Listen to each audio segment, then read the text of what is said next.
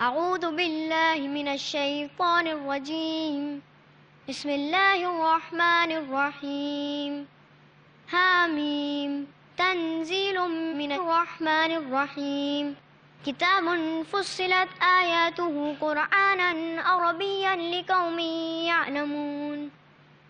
Imagine the recitation of our Prophet ﷺ. What voice you think he had, what voice Allah subhanahu wa ta'ala had blessed him with. And he continues reciting in Talawa, and he recites and recites until finally he reaches verse number 13 that says, وَإِنْ أَعْرَضُوا فَقُلْ أَنذَرْتُكُمْ صَاعِقَةً مِثْلَ صَاعِقَةِ عَادٍ وَثَمُودَ. And if you deny the messenger now, and if you still deny the messenger, then await, a punishment of Allah will come to you like a bolt of thunder. It is a bolt of thunder. Utbah bin Rabi'ah was listening, and he gets more and more scared. And when he reaches this verse, he jumps up and puts his hand on the mouth of our Prophet ﷺ and says, I beg you by Allah, stop. And he turned his back and ran away, thinking that the bolt of lightning would come there and then and smash his existence. The power of the Quran is so powerful that when he went back to the Quraysh, they said to themselves, this man is not the same man who had left. So when he went back to the Quraysh, he said to them, O my people, listen to me. You all know that I'm the greatest poet. No one can win me in a competition in a poetry. But wallahi, this speech which I just heard is not the speech of men, not even the speech of jinn. It has a sweetness which I cannot describe. It has a power beyond human understanding. Leave this man alone, for verily his speech shall conquer all the Arabs. This is what he said. This speech, the Quran, will conquer over all the Arabs.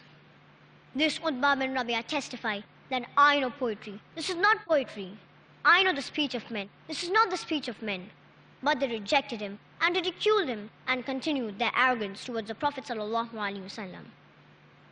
The second way in which the Quran is miraculous are the predictions in the Quran. The Quran has come with many predictions of things that will happen in the future. And the best example to this is in a certain battle, the Romans will win over the Persians. Let us not go into detail, but to summarize, at the time of our Prophet ﷺ, there were two superpowers. The Roman Empire, or to be more precise, the Eastern Byzantine Empire and the Persian Empire. These were the two superpowers of that time, and they kept on fighting and waging wars for over 300 years. A certain time came during the reign of Heraclius at the Roman side and Khusro Parvez at the Persian side. For some reason, the Romans withered and their power waned, and the Persians solidified and consolidated, and their power waxed and increased. So much so that they had won the greatest victory for centuries of the Romans. It was predicted that the Roman Empire will collapse. It was at the verge of death. The people of that time thought that only in a matter of time the Persians will completely wipe out the Romans from the face of the earth. And at that time, all time low, Allah subhanahu wa ta'ala revealed in Surah Rum, chapter number 30, verse number 1 to 3. The Romans have been defeated in a land nearby, but only in a matter of time after the defeat that they shall be victors. Now, the question is, this verse is in the future tense. It begins in the past. The Romans have been defeated. Factual statement, but then immediately moves to the future. Then in future, they shall be victorious. And indeed, after this verse was revealed, it was so clear that they were not victorious. And they were so clear about this that Ubay bin Khalaf, one of the leaders of the Arabs, kept a bet with Abu Bakr. He said, I bet you 100 camels the Romans will not win over the Persians. And in the next war, it so happened that in 7 years' time, Allah subhanahu wa ta'ala caused the Romans to win a resounding victory. The night before the battle, the Persian royal family entered into a civil war. Uncle fought with nephew, cousin fought with cousin, brother-in-law fought with sister-in-law. The Romans managed to form alliances with other nations, which they never thought would happen, and so they managed to form extra troops. The Persians lost. The Romans under Heraclius won the greatest victory over Khusro Parvez. Allah subhanahu wa ta'ala predicted this in the Quran, and this is a prediction until this day. The third way in which the Quran is miraculous is the incredible precision of narrating stories of the previous nations. As Allah subhanahu wa ta'ala reveals in Surah Hud, chapter number 11, verse number 49.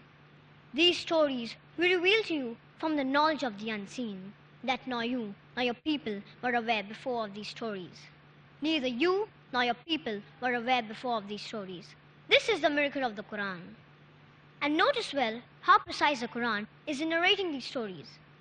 One example, at the time of Prophet Yusuf alayhi salam, there were these pharaohs, pharaohs.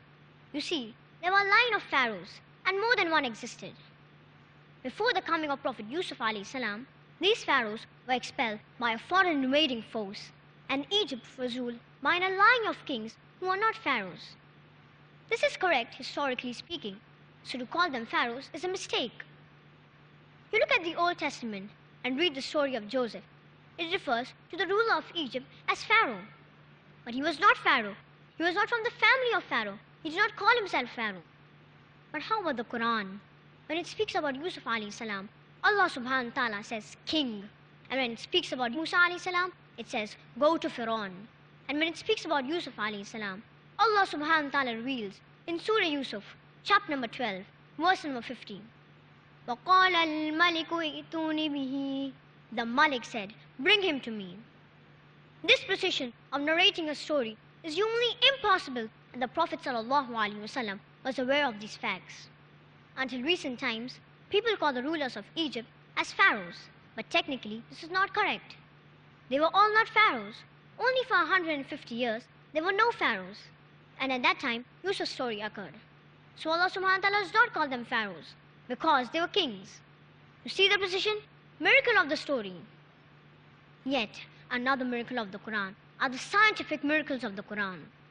And there are many examples: the meteorological facts, water cycle, vegetation growing on earth, the mountains giving stability to the earth. So many examples. The scientific miracles of the Quran are a clear indication that this is a book that has come from Allah subhanahu wa ta'ala. And of the miracles of the Quran, and because of time constraints, the last one which I will mention is the one which is nearer to all of us and we understand profoundly.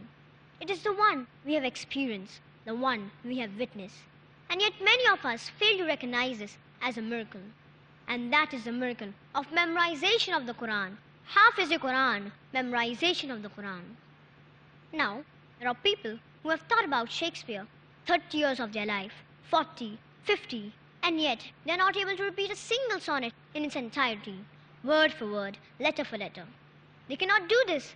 It is humanly impossible to memorize such a large quantity and mass. Not even one person. But how about Islam? What is the percentage of Huffaz? How many Huffaz are there? Each and every one of you knows plenty of Huffaz. You yourself must have memorized some portions of the Quran. And you know what makes this miracle even more amazing, mind-boggling? It is that it is memorized even by those who don't understand a single word of what it means. If I ask you to memorize 10 pages of Chinese, if I ask you to imagine learning the language you haven't heard, read or seen, how will you memorize it? And yet we have not tens, not hundreds, not thousands, rather we have millions of Huffaz, millions of Muslims in every single land, in every single province, in every single city who are Hafiz, who have memorized the Quran cover to cover, word for word, letter for letter, sukoon for sukoon. If this is not a living miracle, a walking miracle, then I ask you by Allah, what is the miracle? What miracle can be greater than this? So my dear brothers and sisters, you have in your possession the greatest and grandest miracle that Allah subhanahu wa ta'ala has gifted you all with. My parting and concluding advice to me and all of you here is, cherish this miracle, cherish it, read it, recite it, love this miracle, appreciate this miracle, and announce this miracle to the world. And when we love the Quran and show dedication towards the Quran, then indeed Allah subhanahu wa ta'ala will reward us and raise us because of the Quran, and grant us the izzah and the peace and the honor that we are looking through the Quran. With this, I would like to conclude with the verse from Surah Ankabut, chapter number 29, verse number 50 and 51. They say, why not the miracles sent down to him from his Lord? Say, the miracles are indeed with Allah, and indeed am a clear warner. And is it not enough for them that we have sent down to you the Quran which is rehearsed to them? for verily in it is a mercy and a reminder to those who believe. وآخر الدعوانا أن الحمد لله رب العالمين.